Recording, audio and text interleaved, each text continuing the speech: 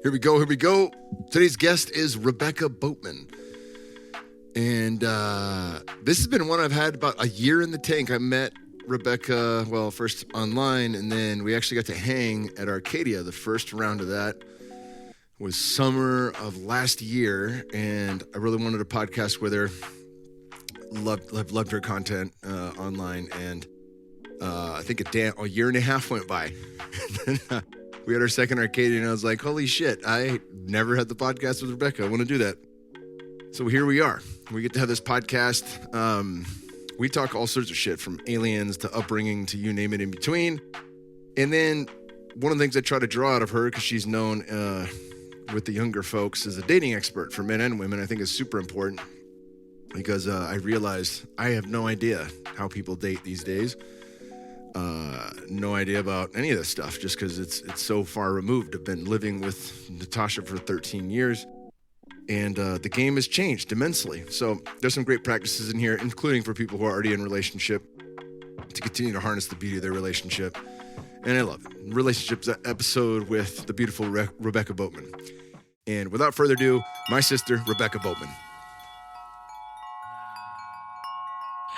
All right, we're clapped in. Awesome. You mentioned the word UFO, and I was like, no, we got to record. This shit can't be off air. Screw dating. Let's talk aliens. We're going to talk everything here. Yeah. But yeah, we're talking handpans and the origins of it.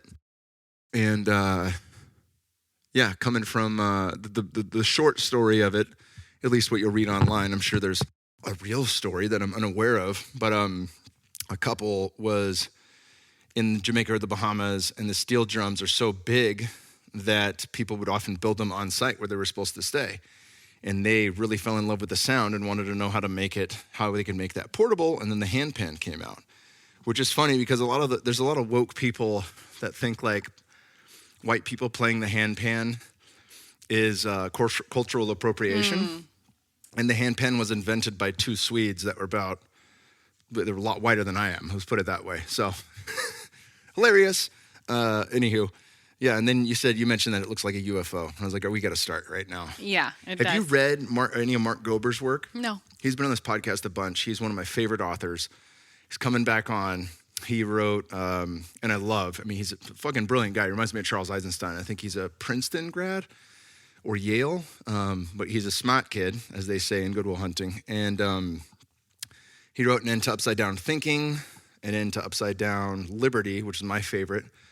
And then An End to Upside Down Great Reset, which speaks to all the nefarious plans of Klaus Schwab and these turkeys, and just lays it out in a very beautiful way. And then now he's got a new one coming out on medicine. But in between those, he had an End to Upside Down Contact, which is all on aliens, near-death experiences, all sorts of shit, that no one wants to talk about. And I remember thinking, I was like, I haven't read it yet, but thank you for putting your neck out there. This is topics no one wants to fucking touch. Yeah. Because if they do, they lose all credibility. Like, oh, that guy's a blah, blah, blah believer. That kind of thing, right? It's like saying you've hunted for Bigfoot every summer for the last 10 years. Like if I heard that, maybe that is a good disqualifier. But, I find it funny, though. But now aliens are popping up everywhere. It's like the new, hey, look at this. The media wants you to do, hey, look at this. Like a little distraction. But it is odd to me that, like Roswell was fucking 1947. Like all these, there's some great podcasts on Roswell too. I lost one, but if I can find it, I'll link to it in the show notes. Maybe Jose can help me find it. But it's undeniable shit. Like there's hundreds of accounts of eyewitnesses that saw this debris. And I know we're going in the wrong direction here. No, this is the right direction. This is great. There was foil that they couldn't bend with a fucking hammer. With a sledgehammer. They couldn't bend this stuff. It was indestructible, but thin as paper. Then there was another kind of foil that you could crumple up into a ball, and it would hold for a second, and then if you threw it in the air, it would go back to the piece of paper with not a single wrinkle in it. So you couldn't break it, but you could crumple it into a ball. There was one that you couldn't break, that was indestructible, and the other one you could bend in like origami, and eventually it would just go and flatten straight back out to how it was beforehand with no wrinkles. Wow. And metallic. Right, super cool shit. They had I-beams that could bend, but only to a certain degree. So you're saying this is UFO technology that was found? This was found in Roswell, New Mexico with the crash in 1947, and hundreds of people saw it. The government, of course, tried their best to cover it up, but there's just too many people that were a part of it. and like people who wrote memoirs on their deathbed. That entire books about it have been written. So Oh, wow. they go over that in the podcast, and Gober goes over that in Upside Down Contact, which I will link to in the show notes because it's rad. Even if you're not an alien person, the shit he gets into, angels and demons and near-death experiences is really fucking cool. What are his thoughts on the connections? You know, I just made it I haven't finished it yet. It's only 8 hours on Audible. It's a really quick read. One of the things he just got to is kind of 4 mainstream thoughts on what these beings are, like being, you know, an extraterrestrial being is something from another planet, right? Then there's interdimensional beings, you know, fifth dimensional beings, that kind of stuff. Then there's, you know, ascended masters. There's I forget the third one, some combination of the two. And then the fourth one is they're us from the future, right? And Aubrey just did a super dope poem. It's my favorite of his, and I have many favorites, but his latest one, which should be out by the time we air, is all on the gray aliens. And like he loops that in, like lyrics about them being us from the future. Wow. So like he has to connect the dots. How do we become this androgynous droid-like being? And it's through the elimination of the word mother, right? It's through all the things that are happening right now where it's like too much to claim to be a man or a woman. Wow. Any of this stuff, right? So it's awesome, that poem. I'll link to that in the show notes for sure. Yeah. What's your take on aliens before we get into the meat and potatoes of this? Well, I haven't done a lot of research. I just have learned from my dad growing up. And he, you know, studied at an ashram in the south of France in his early 20s. A lot of fasting, a lot of cleansing, a lot of purification. And ETs isn't the focus. However, it ends up being a byproduct of your experience. So then, you know, he had his experiences in the early 20s, came to America, couldn't connect with people because it was just so different. When he came here, it was like culture shock. So swung into Pink Floyd, cocaine, girls, met my mom, had me. Fast forward to when I was in my early 20s, he started talking to me about ETs and about UFOs. And so he took me to this place. He said, I want you to have an experience. I want you to see them. So there's hot spots around the world, right?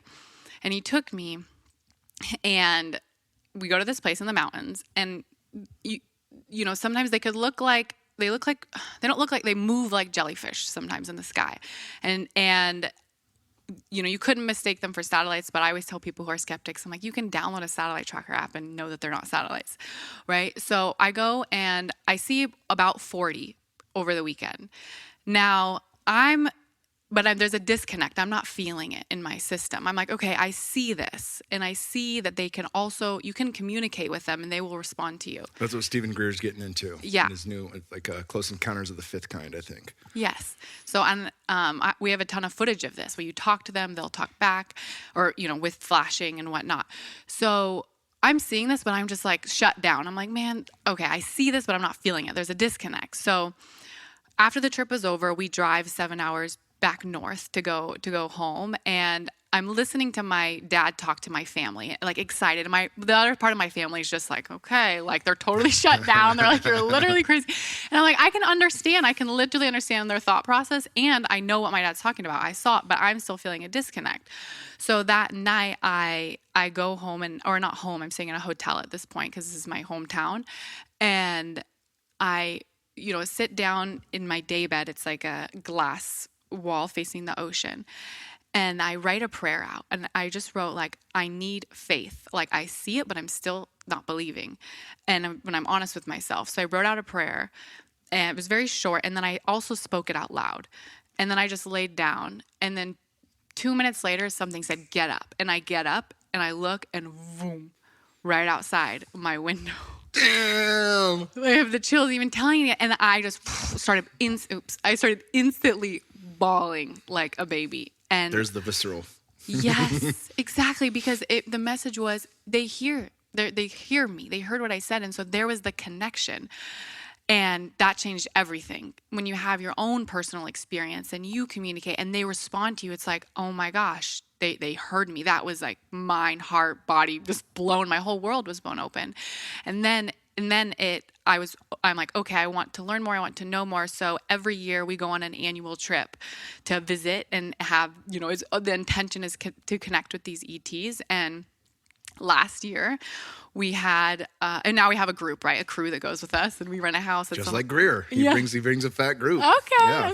Yeah, because once you go 1 year, you want to go again. So we've accumulated some soul fam.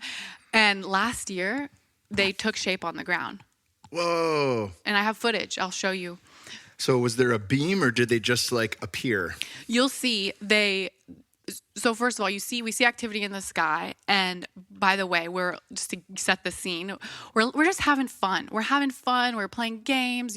I was laying with my boyfriend singing "Let It," that song "Let It Be" by the Beatles, and it talks about Mother Mary. It was just remembering the moment or being in the moment. And how they take shape is you'll see in the footage. It's like phasing in. So imagine. We rented a ranch, right? So this is happening on our ranch. They start to phase in different spots. So it's not like a beam that we see. It's like they're coming in. You see the light. You see them start to light up and light up. Star Trek. Yeah, and then they take form, and what we see is 3 distinct beings about 10 feet tall, and the shape is almost like a head and then cloak. I'm not saying they're wearing a cloak, but that's the best way to describe it. So their body is like dropped down. You see a head, and there's 1 forward and 2 in the back. And it was one of the most life-changing, powerful, beautiful experiences. And then after they phase out, we saw a ship in the sky beam up super big. And then we're like, that's them saying goodbye. And then beam out and move away. And then at the same time, we had 2 new friends who were walking up, who had experiences before, but not this close, but who came with us the year prior. And fast forward, one of my friends said, I'm glad that the beings left, because my boyfriend would have been scared. And I thought, oh, wow, maybe they sense that and they know, and they're being respectful. So that's my experience. And I can say that it was the month after that I started getting obsessed with forgiveness, and forgiveness being a frequency, and one of the highest frequencies that exists on the planet. And I was talking to my friend Kaya, who wrote the Sophia Code, and Kaya Ra. We met her in Sedona. She's dope. Oh, nice. She said that they can drop packets of light information with you, and I'm like, oh, that made sense, because it was like an obsession. I'm like, forgiveness, it's an aliveness. To unlock the zip file that they just gave to you. Yeah. So that was my experience, and it's just everything I know has been based off of experience and what I've learned from my dad. I haven't done a whole lot of research. That's dope, though. You got firsthand experience. The only firsthand experience I have, my boxing coach, who was Mestizo, Native American, and Aztec, Huitzi, who passed away about 5 years ago, was awesome. He got me into plant medicines, and first through sweat lodges within Inipi. And because of his heritage, he had always wanted to build like the stone one, the Temazcal. And he finally did before he passed. But we would go to Native American land, and he'd bring like some dudes from the rougher parts of San Jose. So like dudes with neck tattoos and shit from Eastside San Jose that were just trying to get sober, and he'd show them a different way of life. He wouldn't give them plant medicines. But for all the fighters, he'd give us like a fucking heroic dose of psilocybin. And so there was 8 of us. There was 8 dudes. I'm trying to see if I remember this correctly. There was 8 fighters all on psilocybin. And there was 4 or 5 other, some of the homies from East Side that were dead sober. And he took us for a little walk. We go eat the mushrooms, go into the sweat, come out of the sweat, and then we go for this little nature walk where they're still kicking online. And this place, there's no running water, there's no lights, there's no nothing. It's not like Indian casino shit. Like, this is completely untouched Native American land. And you can see a really like great visibility of the stars there, especially for Northern California, because there's so much light pollution. So we go on this walk, and all of us stop, and we all look in the same place. Like, there's no noise, but it just pulls us like full stop. We look to the left, and we look up, and it looks like there's a star that's just floating to the left, and then it stops, floats back to the right, stops, floats back to the left. And by now, we're all like fucking grabbing each other's traps and neck, like, holy shit. And then a bunch of fighters. Yeah, we're like, holy shit. And then it goes up slowly, and then it goes big, and then it's gone. So like the light expanded, and then poof, it was gone in an instant. And I was like, damn, that was a motherfucking UFO. And Huitzi goes, oh, you saw the spirit, right? And I was like, interesting. I was like, you think it's a spirit. But now, like, especially listening to the End Upside Down Contact, like, I don't know what the fuck it is. Is it a fifth dimensional being? Is it a craft? It could very well be a spirit, especially with more journeys that I've had. It was pretty early on in my plant medicine days, but when it can hear your thoughts and your prayer, there's a connective piece there, right? Unless they're always observing everyone. But maybe because you sought them out, they seek you out, that kind of thing. But the fact that there's an interplay of response and a connectivity that happens would lend it to the potential that it is a fifth dimensional being that exists outside of time and space and are here for our benefit and evolution. Yeah. That makes sense. Yeah. And the master who my dad studied with, Omrim Mikhail Ivanhoff, I asked Matias, I'm like, Matias, who are they? And he said, oh, they're fifth dimensional beings. Yeah, so when you say the matter of fact for him, right? Yeah. He could explain this inside and out. I will link to this in the show notes. He's been with us at Sedona, same with Robert Edward Grant, and then we just did Arcadia. Robert Edward Grant's talk in Sedona blew my fucking mind. And then I want to get into your story. I don't want to fucking but this is really mind-blowing. One of the things he's uncovered, because he's a polymath, but like a polymath within math as well. He's a mathematical genius, and he's written several books. I want to get him on the show. He's got his own podcast now. He just had Matias on. I want to link to that. He basically gives the discussion in greater detail than he did in Sedona, but he talks about the harmonic signature of the sacred geometry that each of the pyramids are made up and down the Nile, and it's actually based on the chakra system, the frequency of sound necessary to unlock the chakra system. And as you go into each chamber and you chant in a specific frequency, that unlocks that chakra. It's meant to be the hero's journey. You can go top down, you can go bottom up, or you can go down then up, but that's what they were designed to do, was to unlock you into higher levels of consciousness. And I was just like, fucking mind blown. So he talks about the math behind it. He talks about all sorts of shit, how like consciousness itself has been all of music prior to him discovering this around music. He ties everything back into music, which Robert I think is great. Yeah. Is based on the square root of 2, which is duality. But that's only part. If you do a pi, like a full circle, the square root of 2 only comes out to a certain portion. The square root of 3, the Holy Trinity, is what completes the circle. And he dives into that, and I was just like, damn, dude. So like he's on point, and Matias like drops a ton of knowledge in that, and I think they're so good together because they talk about the synchronicities that led them to each other. I've never had a past life experience, and I've done hundreds of journeys. I've asked for it at times. Like, show me give me a past life. What the hell? Yeah, show me some shit, dude, if this is real. And haven't had access yet. Doesn't disqualify it, but for them, Matias was born with that memory, and Robert has been gifted those memories at different stages of his life. And they've led them to different people who have unlocked other memories of past lives and other important information of why they're here, what they're trying to collect, and what they're trying to unlock together for the benefit of mankind, which I think is like, as Matias says, he's like, if it's not real, at least it's a lot of fun, And I'm like, I love it, dude, because it is hella fun, and it is super inspiring and also entertaining, and like I dig it. I dig what those guys are up to. And Matias is so fun to learn from. He's just like, when he says something, it's just, oh, this is how it is, and there's no ego. It's just matter of fact, yeah, just casual. Yeah, super casual. Wow, super dope. Well, we're like 17 minutes, not as long as I thought. Good. Into the podcast, and the arc of the show is I want to know what made you you. So you talked a little bit about your father.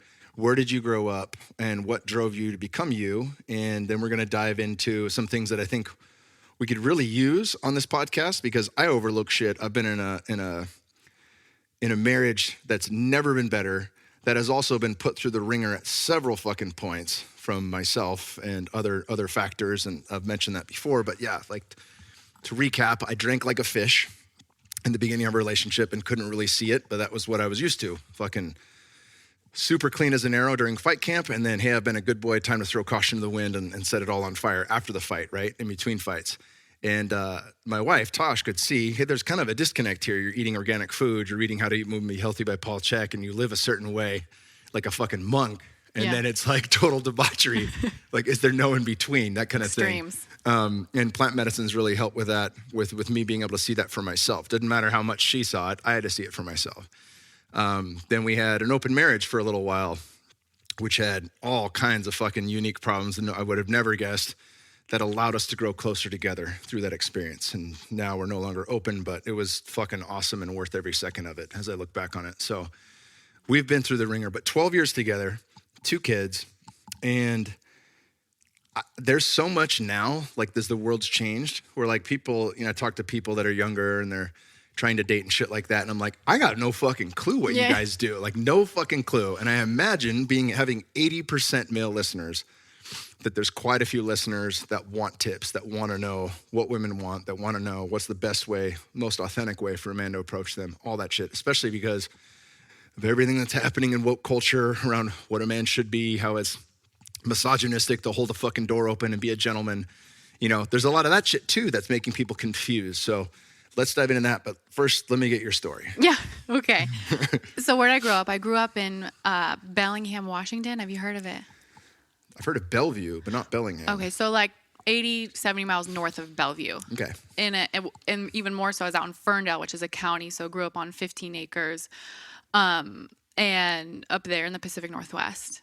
And then moved, when I was around 18, moved down to California. But yeah, grew up and with my father got married several times before I was 16. So I had 6 families, 6 different stepmoms, different families. So moved a lot, lived in 23 different houses. Was mom not a part of the picture? So that was on dad's side. Mom's side, mom was part of the picture. So 50-50 custody. And my mom remarried to my stepdad when I was 5 years old. They had my little sister, Ronnie.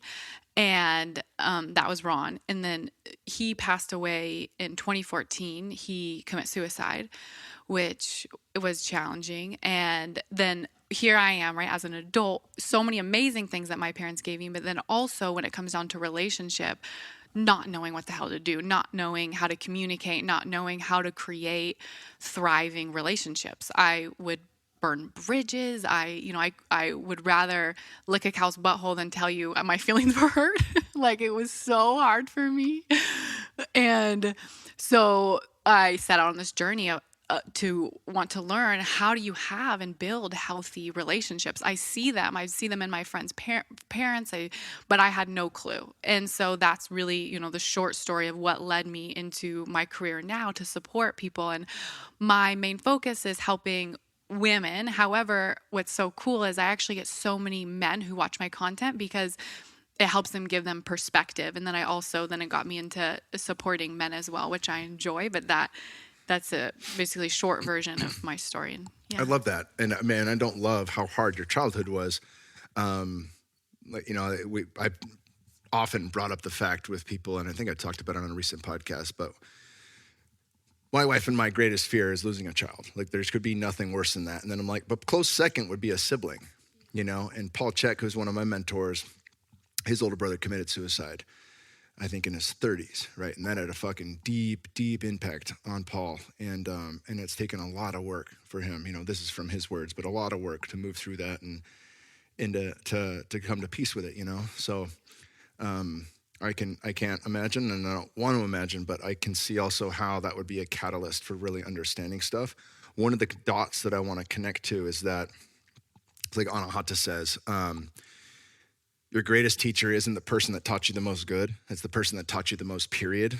And that is usually a parent or a sibling because they showed you all the things not to do. And there's so much there. There's so much medicine in that if you can understand it as such, right? My parents divorced when I was 13. They were like 2 fucking battering rams. No one knew how to say I'm sorry. No one knew how to stop until it was too late. And so like that showed me a lot of what not to do, Like, okay, something has to give here. Somebody's got to stop the yelling. Someone's got to fucking surrender, No one would surrender. So that made it a little bit easier in my relationships, but I also kind of went so far in the opposite direction. Like as a kid, when my parents would fight, I'd go into a little shell. Like I'm a rock kind of deal.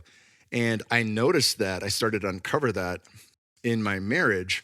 I would also flee, which my mom would do. She'd fucking take off and go to a friend's house for like 3 days. I did that unconsciously all the way through my college sweetheart. I'd get in a fight with her in Tempe, Arizona. She'd call me a while later and I'd be in L.A. halfway up to the Bay Area. Like, I'm fucking out, dude. I'll see you in a bit, Like, just jump in the car. Total avoidant attachment style. Yep. See you never. I'm going. Yeah. I'm out, bitch. And but then I did that one time with Tosh. it was in the beginning of Open. And then I was like, holy shit. And it like dawned on me. I was like, oh, I used to do this all the time.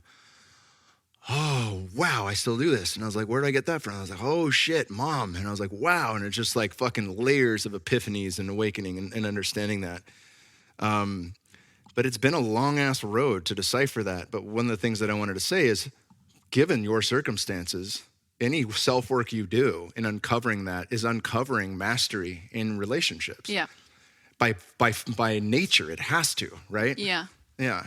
Yeah. And coming back to when you said like, oh, learn what not to do. When I go to film my mom on stories, my mom's really fun. She'd be like, do you want me to tell everyone what not to do? Just owns it. She's awesome.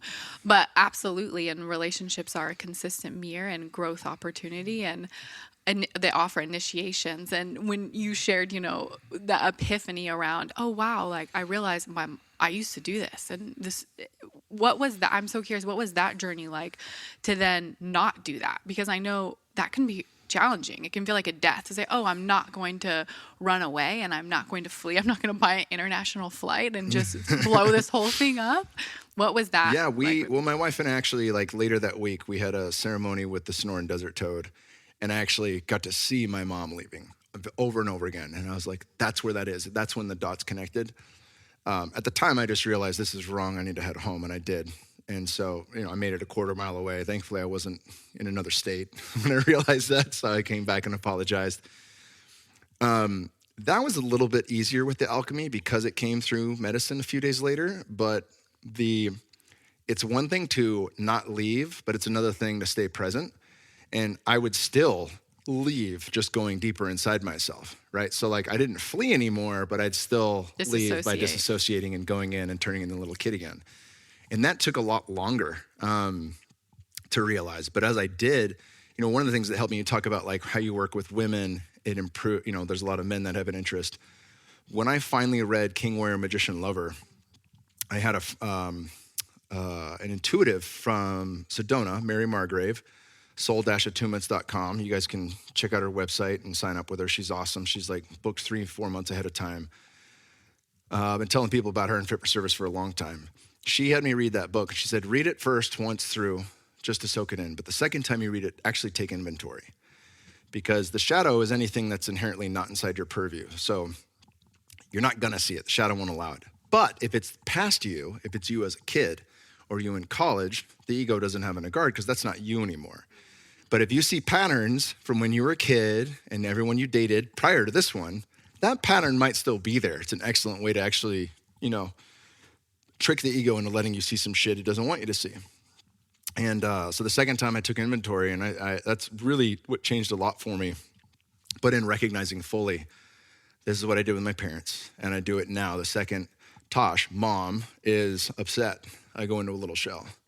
And so unpacking that really helped me become more of a man than I had in our entire relationship, and like being able to stay present and being, like as Aubrey says, the mountain energy where like I can weather the storm.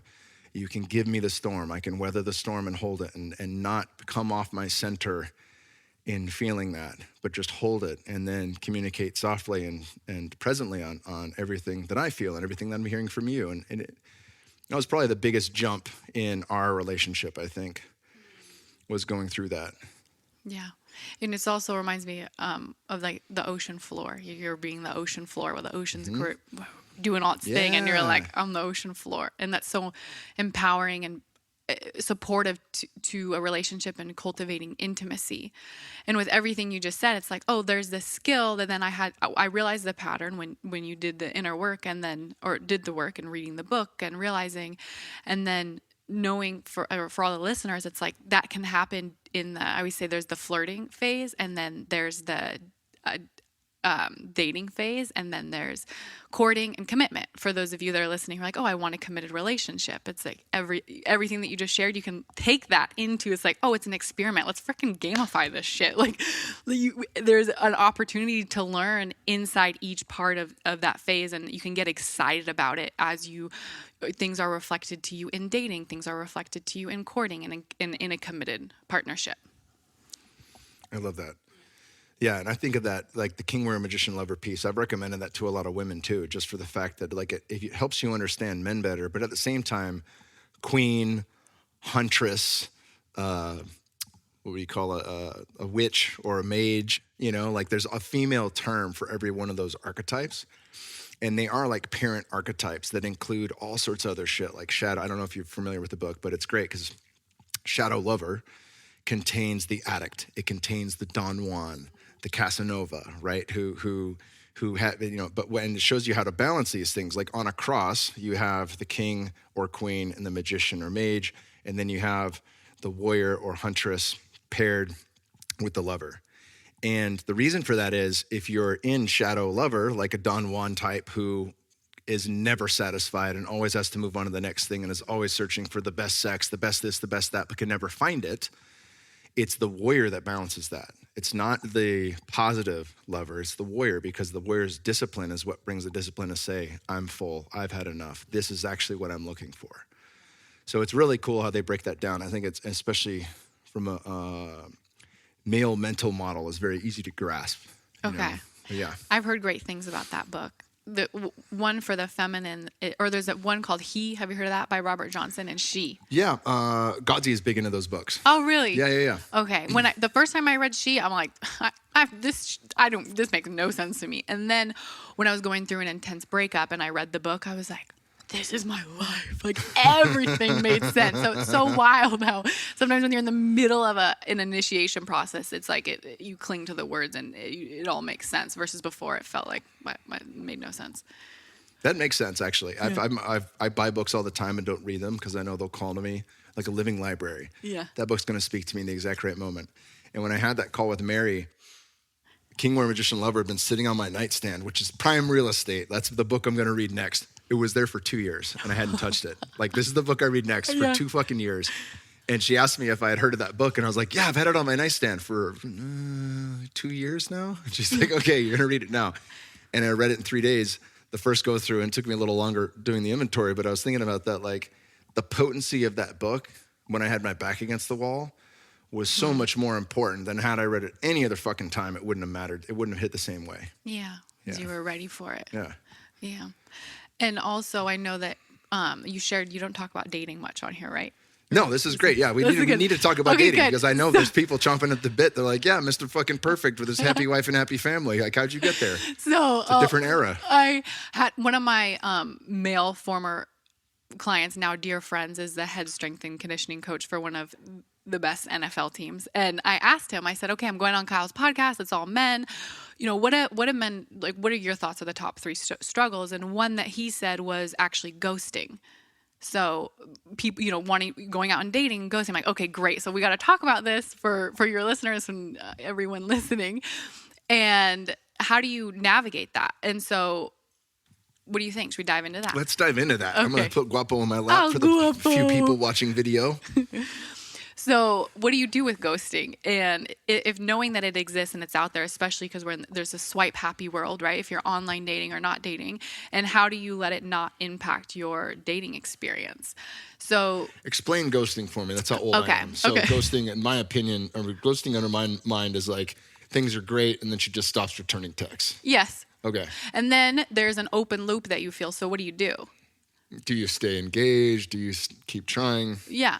So something that you can do is you can communicate like, hey, I have not heard from you and I'm experiencing an open loop that I'd love to close. Like, how do you stop reaching out? Simple. You can ask, and if you don't get a response, that's also an answer. And most importantly, staying committed to the vision of what is it that you're creating, and knowing that that person is going to be excited and consistent and ready to create it with you. And if you catch yourself always being attracted to the person who's ghosting, well, I would say there's something else there to look at, because it could be that you're attracted to the unavailable archetype, because actually being seen and actually being witnessed and having someone there could freak you out.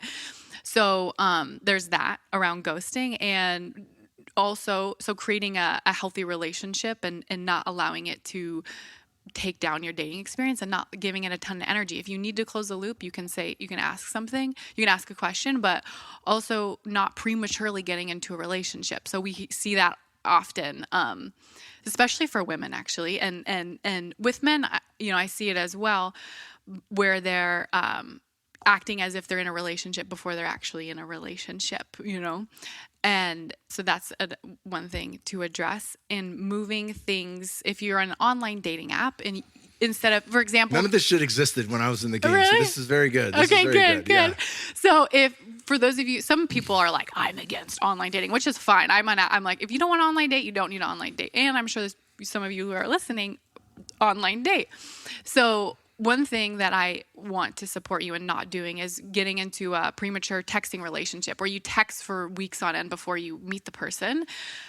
You can move it along quickly and here's something tangible, which, by the way, I love working with men because they're like, just tell me what to do. They just tell me what to do. So I'm here telling you what to do. You can say like, oh, I wonder if you're this fun on a FaceTime, like a flirty way to move it from text to a FaceTime. And then you can say, or you can say, I wonder if you're this fun on a coffee date, and go on a coffee date or go on a walk. Like, don't get into a premature relation or a texting relationship. And of course, staying committed to the vision. So those are some tangible things. Is a potential of just getting into the texting relationship that you slide yourself into the friend zone on accident? I mean, that could happen. Absolutely. I think that would be. Or it just never leaves room for advancement. It would, that or you, there maybe doesn't leave room for advancement because you're all of a sudden getting involved with this person when there's no real connection in person. I see. So you're putting your time and energy into something when you don't know if you have the same values, That's same. Brilliant, actually. Yeah. And I don't mean to cut you off. I know I'm It's talking fine. a lot this podcast. I usually pride myself on how much I shut up and let the guests speak, but I'm very curious. It seems to me that would be the most important disconnect about the modern world, is that it's all online and there's less face-to-face. Right, no different than what we were talking about with podcasting before this. Like I've done a lot more online interviews just to get people across the pond in England and things like that, and when it's convenient. But there's something to be said for being face to face with one another. There's a different energy field we get to entertain. Yes. That you don't get online. Yeah. And I think for dating it'd be even more important. Absolutely, and we can talk about in person as well, and because you may feel more comfortable going online and talking to someone versus going up to a woman and approaching her or asking her out. And for the listeners, so I always say, like, fear of rejection for most people is a real thing, especially if you see someone who you're interested in. And people are nowadays, when you look around, right, they're like on their phones. And I recently did a video and I titled it like I used to glare at men, and it went viral. So I'm like, this is interesting. When videos go viral, got over 2 million views. I'm like, why are people so like, this is something people relate to. And what I shared is that why would I glare? It was because I would glare. Is glare like resting bitch face? Yes. Or like, okay. And I would go like this. Like I would like worse than resting bitch face. Like it would have a frown and I'll look away. I've had some looks like that in my life. I'll admit it. Okay. Yeah. So, and when I'm supporting thousands of women, I cannot tell you how many times women say, oh my gosh, I do that too. So I want all the men to hear this. Women will tell me, oh my gosh, I do that too. And I don't know why I do it. So I would do it. This is what happened. I can guarantee most likely if a woman glares at you and looks away, after she looks away, she's thinking, why did I just do that? Well, there's a fly. Why did I just do that? So that's exactly what would happen. I'd think, why the fuck did I just like glare at that person? And then when I did this work and I would peel it back, I started to understand, oh, wow. Because if I reject and I throw up that wall, I'm staying in the predictable. I'm staying in control. I'm basically saying, hey, don't come near me, because if you come near me, and this is all what flirting is, it's the unpredictable. You might ask me out, you might not, like, I don't know what you're going to say. And that for me at that time was really uncomfortable. So I'm like, let me just stay in my zone. And therefore I am safe. Right. But put up these walls real quick. Don't give me ideas. Yeah. So it's funny when I tell women, I'm like, okay, because we do the thing called calibrates, where it was the same thing I led at Fit for Service, where you're going to basically take a brave action step that calibrates you to a new frequency, a new experience. So I tell the women, okay, you're going to go wink at 3 guys. They literally look at me like I told them to go hide a dead body. Like, you want me to what? And I think it's so important to share this stuff so everyone knows that as you're approaching women, there's that discomfort that can be on both sides, but being willing to step into the unknown, being willing to go into the unpredictable, and being willing to experience rejection. Right? I always do rejection in air quotes because it's like, I think that's important. And letting them know you're interested, and you can say, hey, I'd love to go out with you, and become rejection proof. Make it a game. And I think that's a really big, important piece to dating. Yeah, I'm thinking about a buddy of mine who I won't say his name because he's not very attractive. We've known each other since we were 12. Oh, I know but who it is. I'm just joking. He always overachieved. He was a chronic overachiever. And the thing was, like, I don't know, you might be too young to have seen Saved by the Bell. But I remember Saved by the Bell, I call it the Zach Morris effect. Me and my buddies would call it that because he would ask out 100 girls and one would say yes. But he never cared that they said no. And it was TV, right? But it was also like, damn, we need the Zach Morris effect. I need to not care. I need to be able to just talk to people and not get weird. When I'm talking to girls, I need to not be weird and just be myself. And he actually had that. And he would always land super hot ladies. And he ended up marrying a beautiful woman. They have they're awesome. But it blew my fucking mind because I was like, damn, this dude's fucking got it. And like all of us that actually look good can't fight. I'm like a fucking fembot. Like if a hot chick winked at me, I'd fucking fry my circuits. Like I wouldn't be. In fact, the reason it worked out perfect, say God served me Tosh on a silver platter. Because when we met, I was in a 6.5-year relationship. And I flirted here and there, but it was like, I treated her like my little sister. Like I didn't have there was no nerves about it. Whereas if I was single, with my wife now, if I was single when I met Natasha, I would have been fucked. It wouldn't have worked. That wouldn't have been me. I'd have been like, I'm gonna try to say a funny joke and see how she likes it. I would have been in my head, just like the background app running, analyzing every fucking word.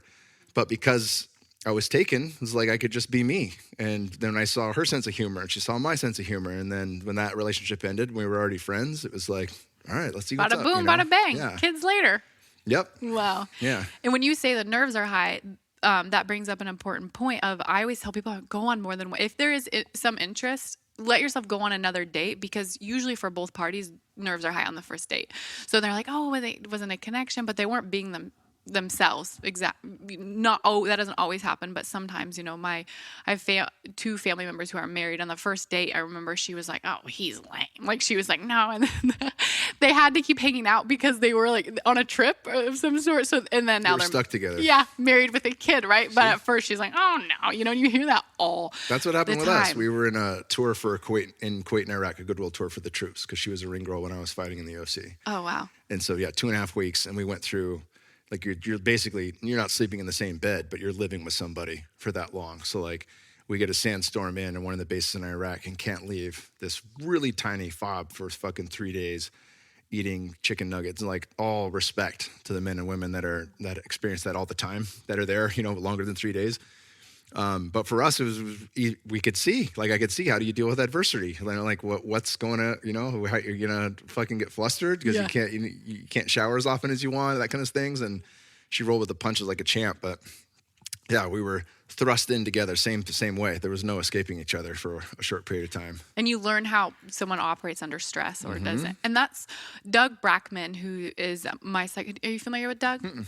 Okay, he is a double PhD, brilliant, specializes in Peter Levine's work and childhood trauma. And he always says, like, date someone for 18 months, and you really get to know them after 18 months. That is like the psychological knowing that after 12 to 18 months, whatever shadow someone's holding on to, whatever the real version of them is, that's when they'll let down their guard and show you it, right? Like that's when the window ends. Paul Chek told me the same thing, and it's likely from reading these guys' work. And he was mentioning that in open, because he's like, you may meet somebody, like you and your wife have ironed shit out for years. Yeah. And he knows and loves Tosh. He's like, you're going to meet people that seem to fit in and seem to be the best, but you have no fucking clue who they are till 18 months. Yeah. And he was dead right. Wow. And when you guys had an open relationship. Wow. Yeah. And then you really get to, and even in friendship, right? It's new friends and you get to learn them. And one other thing I want to mention to empower everyone who's listening about ghosting is something that I find very empowering is if we're experiencing something that, whether it is ghosting or like, man, like I want to have a different experience around this. I always love looking at remembering that there's an intellect to the being. So where have I ghosted and how can I clean that up? Like, what does that sound like? Okay. Because we can do it indirectly without even realizing. It doesn't mean we have ill will or want to hurt someone. Maybe it was like more convenient to not tell someone that we're not interested.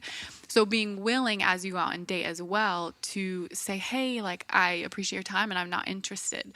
Like, I feel like for everyone, just asking, like saying that out loud and asking yourself, like, how comfortable was I just saying that? How often have I said that versus not doing it? So what's really cool is if you, with the intelligence of the being, when we say, okay, I'm going to just go into this area and like create a calibrate for myself essentially and do it.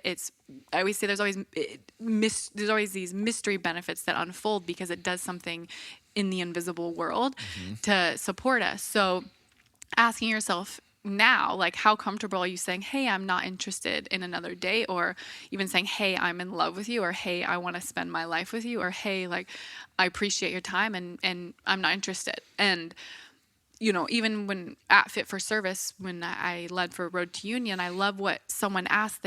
One of the men stood up and they said, I'm that guy. Like, I will just not text a girl back. And I was so appreciated his bravery. And then, you see the girls in the audience. I was going to say, then the fucking scowls come through, right? and then he said, he's batting 1,000 on shitty looks. Yep. And then he said, because I don't want to hurt them. And I asked, okay, so you say it, and then tell me, what do you feel in your body? And he's like, well, anxious. Like, it was uneasy for him. And I said, I get that you don't want to hurt them, but it's also, you're actually afraid to feel that.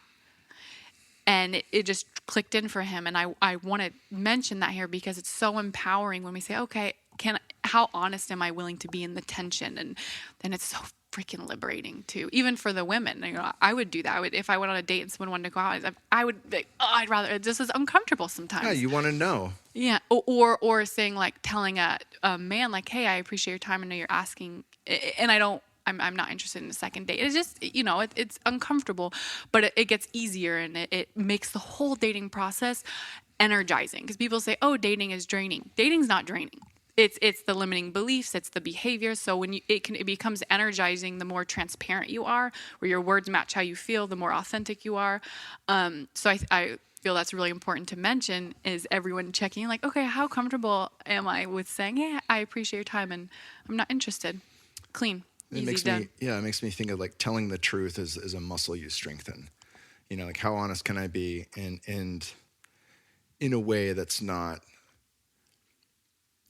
meant to be harmful or hurtful, but just being honest, like, this is where I'm at, But that does it gets easier with more proficiency and more practice. Yeah. Even the energy as it comes out, and just the simple, oh, I'm not interested. And you can say it and there's not that resistance in it, My wife's never had a hard time bringing up shit that was bothering her. Oh, ever. I love that. One of her fucking strengths, she might as well be a Latina. It's like if she's upset, I'll find out what it is very quickly, which is great because I never have to guess. But it has taken me time to step into that, to be able to say, like, if something's off and communicate that well. But that in what you're talking about at the beginning of relationships stands long term as well, because the more honest I've been, the easier it becomes, knowing, like, hey, we always work the thing out, even if it's offensive or triggering or something like that. Like, if the more honest I am, the faster we get to resolution. And the more that I've leaned on that, the easier it's become to just tell it how it is and say it and just tell the truth, basically, Yeah, absolutely. And dating is an opportunity to practice it, relationship. And then there's the other side of things where it could be the muscle of learning to listen. Like, oh, am I a good listener as well? Am I able to hear what this person is saying? And maybe I'm very good at sharing what yes, no, blah, blah, blah. But then also, am I able to listen and hear what's going on inside of this other person? So I always like to share both sides and, have everyone see that there is that opportunity to grow. Have you met Kathy Courtenay? No, who's that? At any of our events? She's amazing. She came on the podcast. She is no longer with the Circling Institute, but worked with them for a very long time. Guy Senstock, who's homies with the brilliant dude from Canada, not Jordan Peterson, but the other brilliant psychologist professor. And I'm pissing me off that I fight brain. I'm forgetting the name. But anywho, we've had a number of events where we've brought these guys in, and Kathy has been around for a lot of different exercises. But that's one of the things, like, great communication requires great listening. And they have so many practices on that. But even still, like, having coached people for so long and been in a relationship for so long and things like that, like it's always amazing to me, like the layers at which you can really drop in to listening to somebody. It seems to be, and I don't know if it's because we have, 3 to 5 second is our average video real time that people watch. Like 3 to 5 seconds is the fucking average. Like wow. Mind blowing. I don't know if it's because of the shortening of the attention span or just a lost skill because we talk less. Like we're not around a fire pit for story time. And even as podcasting has blown up, there's a desire there for longer form communication, but it's not mainstream yet. It's not like. Yeah, I don't know. It's not TV yet, right? So I think of it that way. Like maybe that's why. But the skill of listening has been lost, and it's something for sure to want to regain. Absolutely.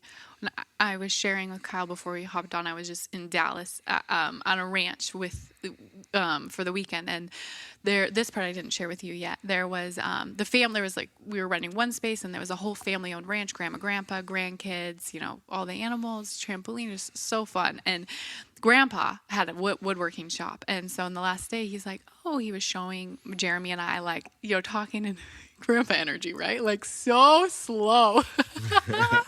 Like here's how you do this and this, and I'm sitting there like and I'm watching my processing system like, come on, like let's speed it up, Grandpa. But I'm like, wow, like he's just so here and so present, and I'm noticing my nervous system, yet I'm inspired by him, and I want to slow down, and I want to have that level of coherence and relaxation.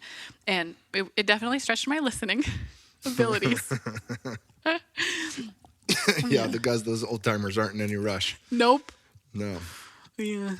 That's great. So we tackled ghosting. What are the other couple of things that the football coach, and I'll have to find out afterwards who this guy is, because I got a couple buddies in the NFL that are strength coaches, Mark Uyama and Big House, Joe Ken from the Carolina Panthers. I still got to get on the podcast. House, if you hear this, let's make it happen this year. But yeah, you got some notes here. Let's dive through this. The common pitfalls and what dudes want to hear. So, okay, the other thing is if you do have an online dating profile, putting exactly what you want at the top. Most people feel like sometimes, I need to hide it, or let me not lead with that, just right off the bat, because there's so many people online, and that's like fitting it in that 3 to 5 second window. Yeah. Just put it. And I had one client recently who she, her thoughts were very she was very strong in her political beliefs, but she would shy away from them on that'd be a hell of a thing to figure out like midway, 6 months into it. She's like, I said, okay, listen, that's important to you. That's a deal breaker. Let's lead with it. So she put in the top of her bio, like, if you don't believe in the pandemic, my Yorkie can delete your digits, right? Like something witty, funny, and just like, this is who I am. So she got a lot less likes and a lot less matches. However, the person who then matched with her, and I had a conversation with her a month after that. She said, I had the best date of my life yesterday. Yeah. Well, I mean, seriously though, like she's with a guy, he's great, and then he's telling her how he's going to vote for Biden. Like her head would fucking explode. Yep. You know what I'm saying? That's kind of a serious thing. You should iron it. It makes sense. And I'm happy you set her straight. But yeah, that if you're, I can see it. It's an ultimate deal breaker. I have a friend who God, it tells you the power of a relationship too. They were together pre-COVID, and she saw it, the way I see it, and a lot of people here see it, that there was some fuckery going on, and continued to rabbit hole that. And he had a medical background and didn't.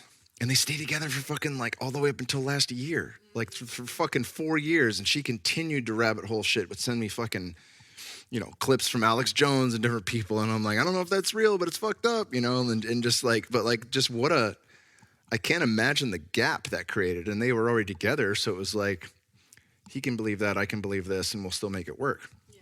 Not really. Yeah. It's too far apart. Yeah. And so when she was willing to lead with what she wanted, it allowed her to attract this amazing. Now they're still in relationship, and they're so happy. But before it was like she was attracting people where there wasn't an alignment. So I think that's really important online. Just be straight up, and then also about your value and who you are and what your essence is, or that's not a masculine word for everyone, but what your essence. Show my essence. Yeah, fucking. There's the eggplant emoji essence. Yeah. So not being afraid to do that. And then, okay, let me see here. What else do I have? Yeah.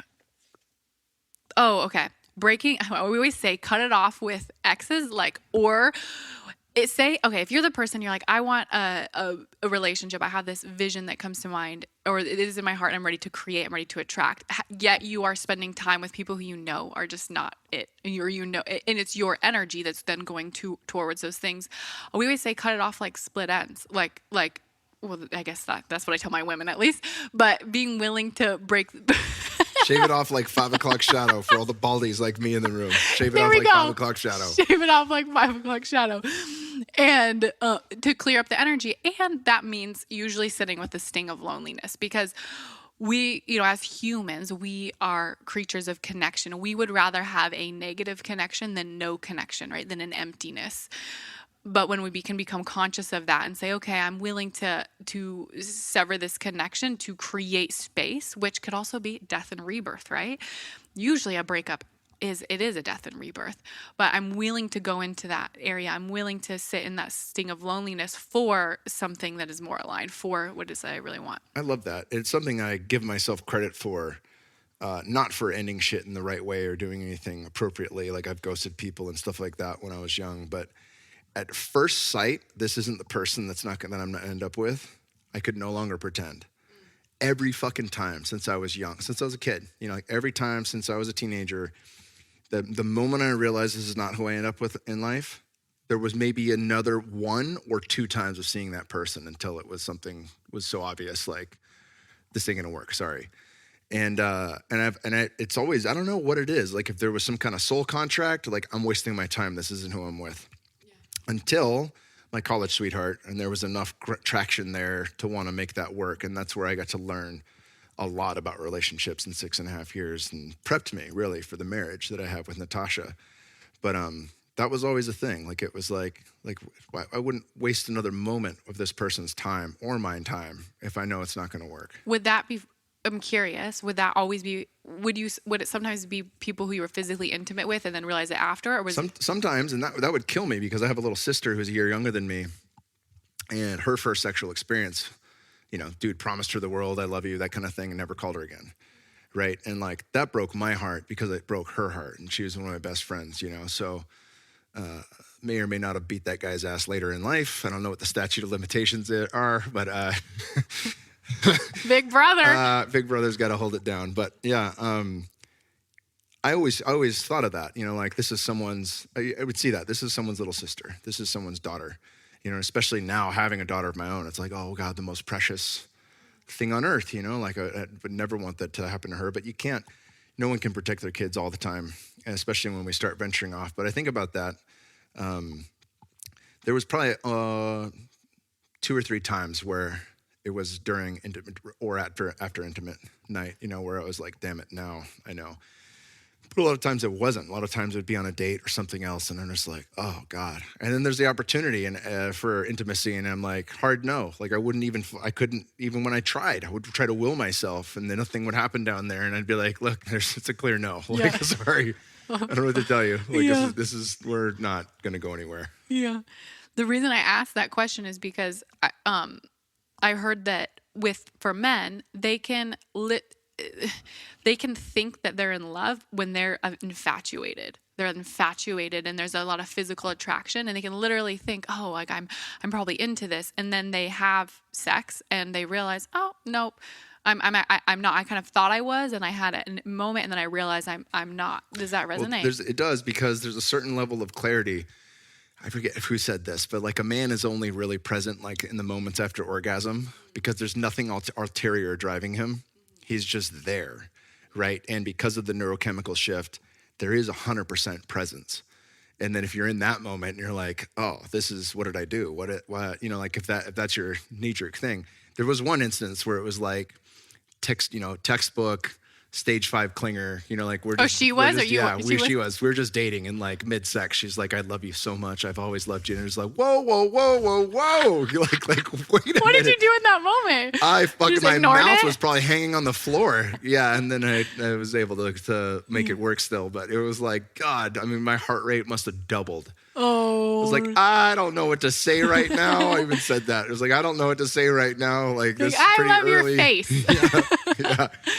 Yeah, that was fucking. Oh, thank God I only had to deal with that once because Yeah. that fucking. I mean, as far as like the being pushed into an odd corner, that was like top tier. Yeah. Oh yeah.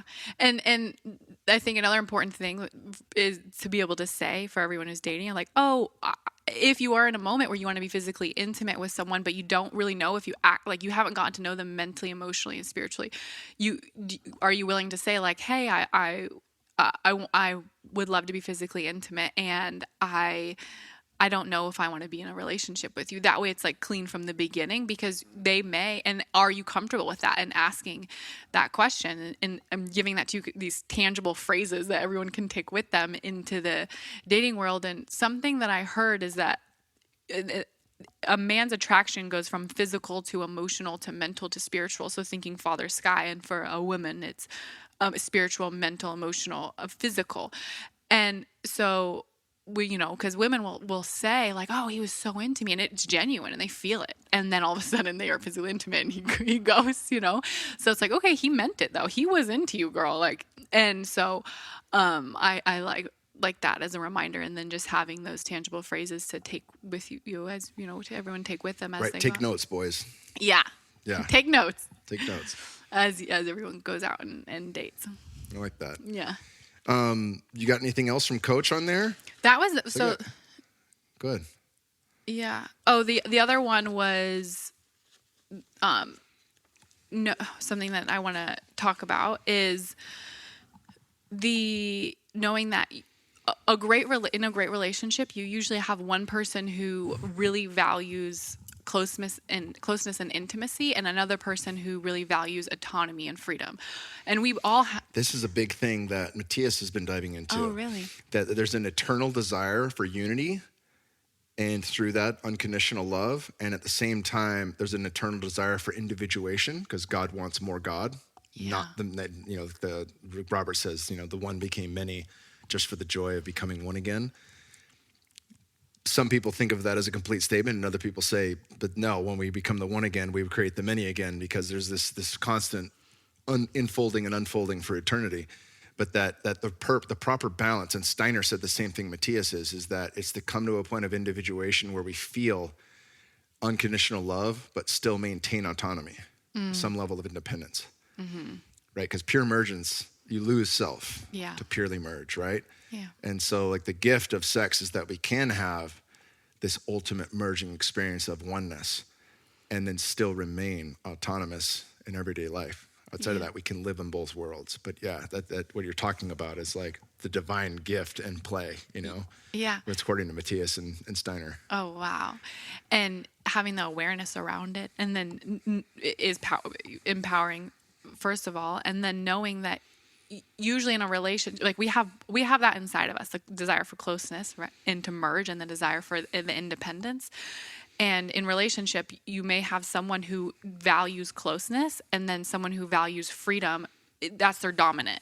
And then when you come together, it's about learning, okay, maybe they value closeness more than me. And how can I learn to value that and appreciate that, even though it's not my go-to or not my norm, and vice versa. Oh, wow, they value freedom and autonomy more than I do, actually. And even though I do want that and I have that, and they really value it. So how can I, rather than getting mad about it or frustrated because I want more closeness or vice versa, how can I learn to really appreciate that in a partner? And usually it's the woman I find that want the closeness, or it's all, not always, but wants closeness, and the man's like freedom, right? And then learning, oh, okay, how can I learn to really value that and deepen my ability and my capacity to experience that? And then it may shift and change as we're all seeking balance and coherence consistently. I like that. You've read the 5 love languages? I know them, but I don't think I've read the book. Okay, well, Yeah. It's not necessary. It's also uber Christian, but it's not quite a turnoff. I don't think it's it's not a, sorry if that offends anyone. It didn't turn me off to the book, even though it was kind of like, oh, that's interesting.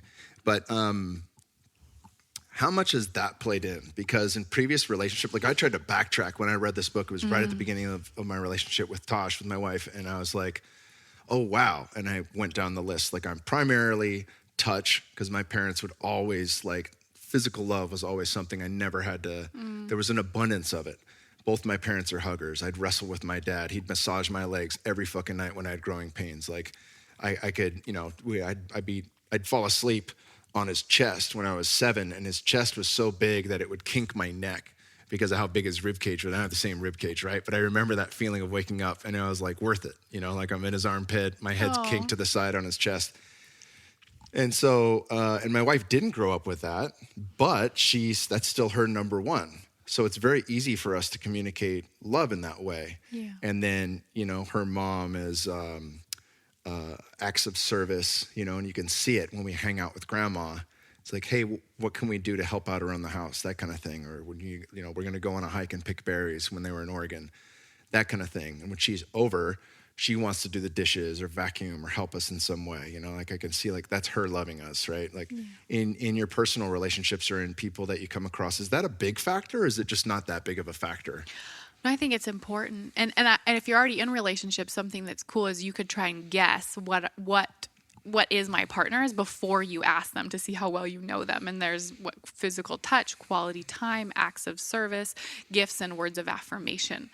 So you can think, you know, what is my partner's and try and guess and then go and ask them and see how well you know them. And then knowing, number one, what you love and like, is it quality time? And then also you can communicate that to your person. And sometimes they may do it naturally and sometimes they may not. And it's something that they have to learn what to do. You know, in a previous former partnership, I had someone who had a reminder on their phone that said QT with Rebecca, quality time, which is brilliant, right? And I love acts of service, and my Jeremy is so great at just acts of service. And this is from my dad.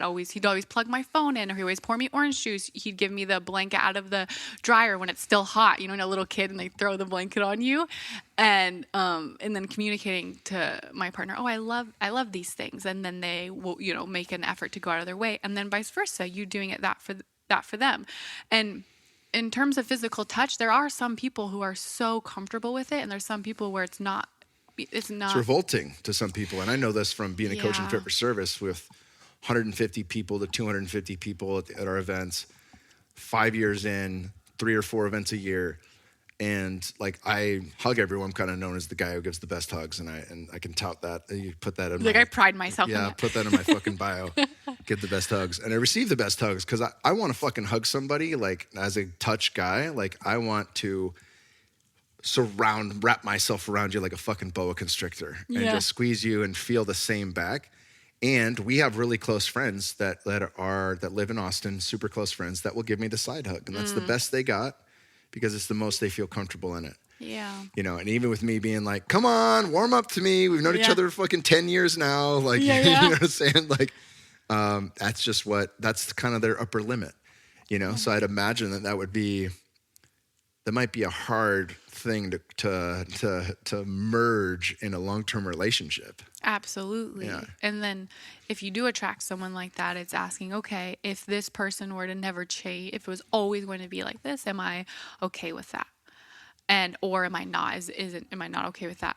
And then it doesn't mean that person can't grow and become more comfortable and create new reference points and a new relationship with physical intimacy. I can imagine that that's from trauma or past, you know, challenging experiences. And can I love them where they're at and choose to be with them if they were to never change? And I think that's really important to, especially as you go on dates. So we're not dating for potential.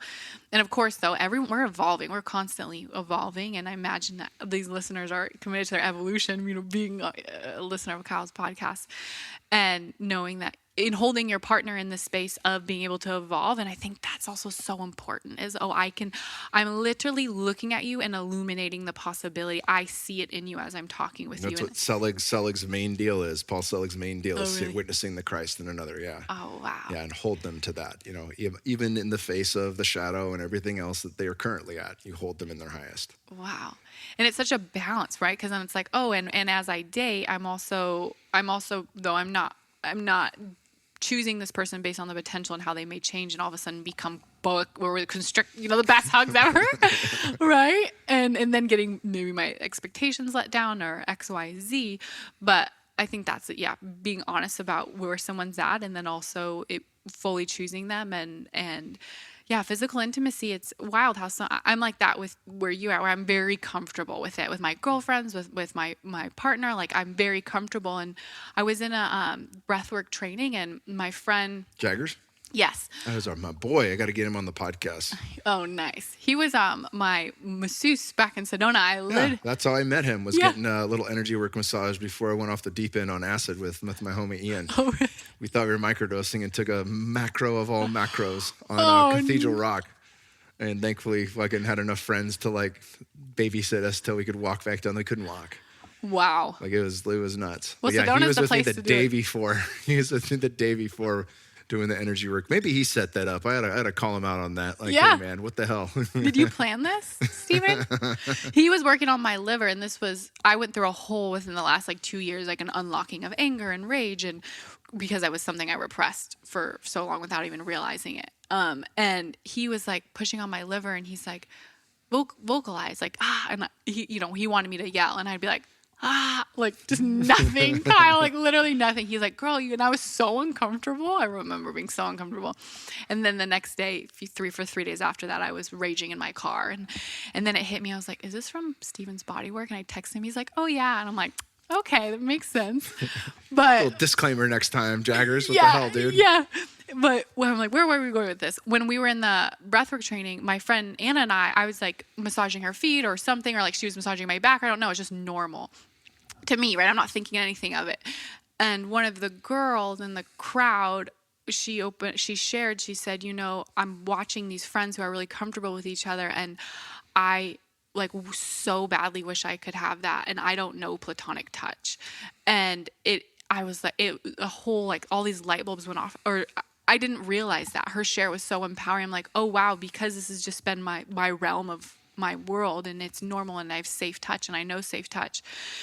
I don't know what that's like for you, and I had so much compassion, and it made me realize there is a lot of people out there like that, And then I had this choice, but I'm like, okay, also I can teeter around that, but that's not the gift I came here to give to the world. I came here to be a lover and a hugger, and and to stay in it and embody that. But I have a lot of compassion for anyone who's who's listening to this and like, oh, that's me, and I want that, and it's not comfortable. I hold the possibility that you can have new reference points and